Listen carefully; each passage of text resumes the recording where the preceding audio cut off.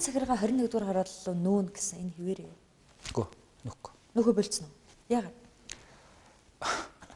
Хотод хизээч 232 бахаа. 232 сая доллараар хотын захиргаа барих шаардлага байхгүй. Тэр 232 сая Доллар юм уу? 21-р хороололд уу? Тий. Тэр концессийн гэрээ байгаа. Унгар улстай байгуулсан. Яг намайг ажил авахын өмнөх нь гарын үсэг зурсан гэрээ байж байгаа.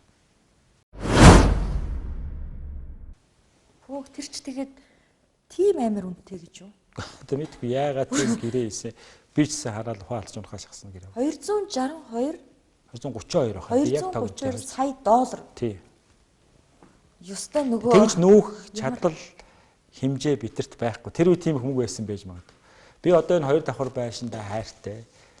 Обойгийн солилцоо өрөөндөө сууж явах дуртай.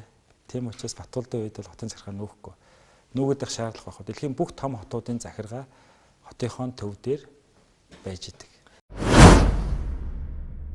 Хотын захиргаа энд байлаа гэдэг нэг төвжирэл үүсээд байх юм байхгүй. Бид нар харин задлцсан байж байгаа шүү дээ. Манай хотын захиргаан дээр асуудал хөөцөлдөх хүн бараг байхгүй. Ягаад гэвэл нүүрсдгээний төвүүд дээр очин, дүүрүүд дээр очин. Яг хотын захиргааны тэр хангаар дордон болон манай 3 давхар байран дээр ирж зүгээр одоо надтай уулзах ч гэдэг юм уу, тийм хүмүүс ирнөхөөс асуудал хөөцөлж ирдэг хүн бараг байхгүй.